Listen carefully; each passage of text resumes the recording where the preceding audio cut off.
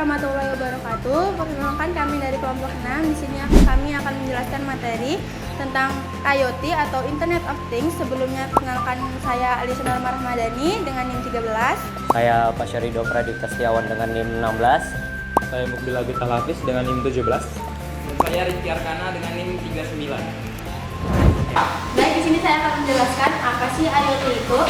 Internet of Things atau IoT adalah konsep teknologi di mana objek-objek fisik yang umumnya tidak terhubung ke jaringan dapat saling berkomunikasi dan berbagi data melalui jaringan internet dengan menghubungkan berbagai jenis perangkat, sensor atau objek lainnya ke internet, sehingga mereka dapat saling berinteraksi dan bertukar informasi tanpa campur tangan manusia. Selanjutnya ada sejarah singkat IoT. Pada tahun 1980 sampai 1990, konsep dasar IoT sendiri muncul dengan pengembangan perangkat yang dapat terhubung ke jaringan. Lalu pada tahun 1982, seorang ilmuwan komputer bernama Mark Weiser mengemukakan konsep ubiquitous computing atau komputasi yang meresap, di mana perangkat komputer akan tersebar di lingkungan sekitar untuk membantu manusia dalam aktivitas sehari-hari. Lalu pada tahun 2000 sampai awal 2010, perkembangan dalam sensor teknologi, nirkabel, dan protokol jaringan yang memungkinkan perangkat-perangkat industri seperti mesin, kendaraan, dan peralatan lainnya untuk terhubung ke internet dan bertukar data. Namun konsep IoT pada tahun ini masih dalam tahap awal pengembangan. Lalu pada tahun 2010 muncullah istilah Internet of Things yang mulai digunakan secara luas. Lalu pada tahun 2011, Internet of Things Council dijadikan untuk membahas perkembangan dan dampak IoT. Teknologi seperti RFID atau Radio Frequency Identification dan sensor semakin umum digunakan dalam berbagai sektor, termasuk manufaktur, pertanian, dan perawatan kesehatan.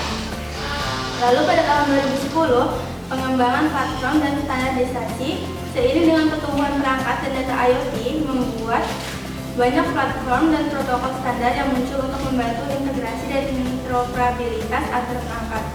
Contohnya adalah protokol MQTT atau Message Queuing Telemetry Transport yang dirancang untuk komunikasi ringan dan efisien antar perangkat IoT. Lalu pada tahun 2010 hingga sekarang, dikarenakan penggunaan IoT yang semakin meluas ke berbagai sektor, termasuk kota pintar, kesehatan berbasis IoT, energi cerdas, transportasi mandiri, dan lainnya, yang membuat perusahaan-perusahaan teknologi besar maupun startup untuk merancang produk dan layanan yang berbasis IoT.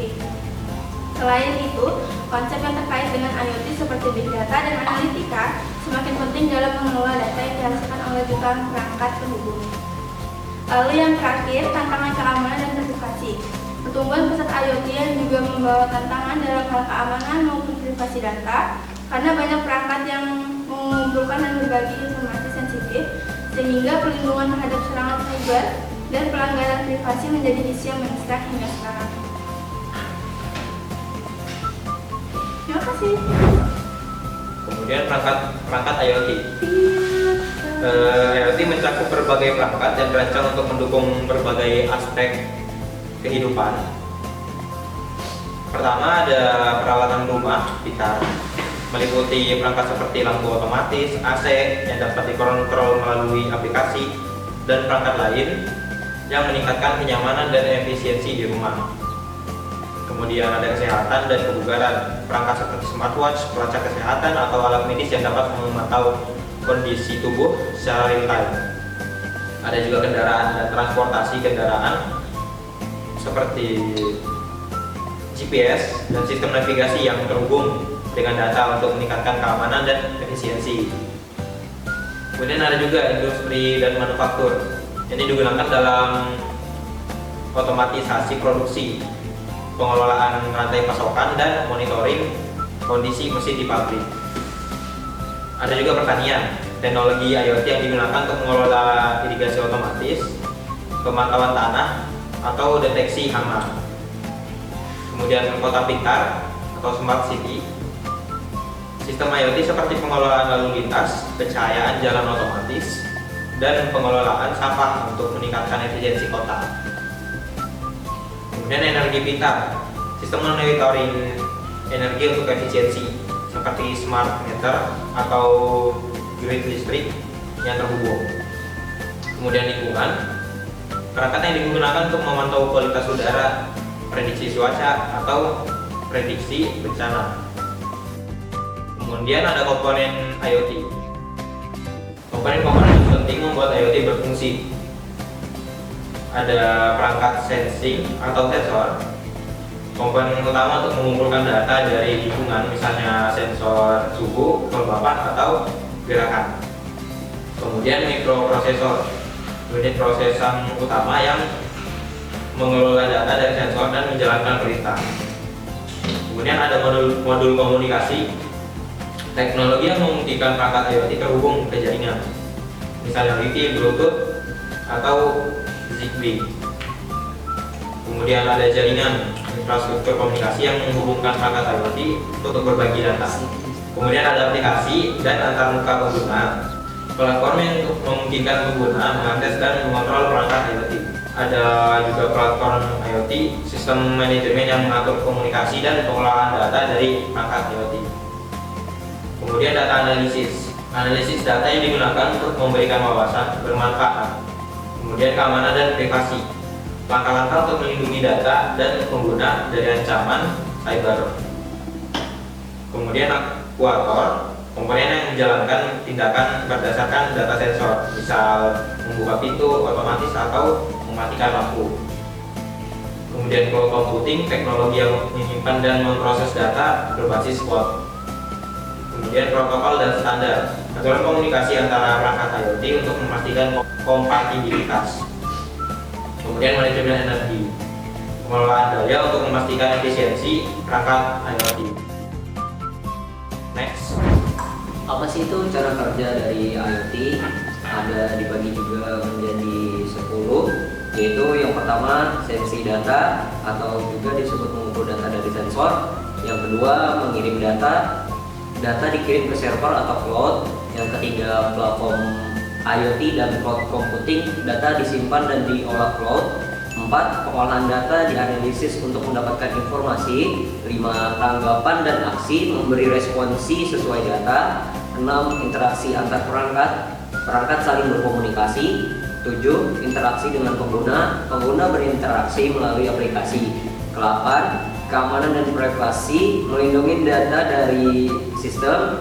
9. Pemeliharaan dan pengolahan monitoring dan pemeliharaan sistem. 10. Evaluasi dan inovasi, sistem terus berkembang dengan teknologi baru. Oke, jadi di sini saya akan melanjutkan materi dari Internet of Things, yaitu di bagian implementasi IoT di berbagai sektor. Yang pertama, pertanian atau smart farming. Itu monitor tanah dan tanaman, sensor IoT bisa ngecek kelembapan, suhu tanah, sampai kebutuhan nutrisi tanaman. Lalu irigasi otomatis, air bisa diatur otomatis sesuai kebutuhan tanaman. Yang ketiga, lacak hasil panen. IoT membantu monitor produk pertanian dari ladang sampai ke pasar. Selanjutnya itu dari kesehatan atau healthcare. Yang pertama, pantau pasien dari jauh. Jam tangan pintar atau alat wearable lain bisa memonitor detak jantung, kadar gula, dan lain-lain. Lalu ingat minum obat. IoT bisa memberi pengingat buat pasien untuk dijadwalkan saat minum obat. Lalu alat medis pintar. Semua alat di rumah sakit bisa saling terkoneksi buat mendiagnosa lebih cepat. Yang ketiga dari transportasi atau smart transportation, yaitu mengatur lalu lintas. Kamera IoT bisa mengatur lampu merah otomatis agar jalanan tidak macet. Kedua, kendaraan pintar.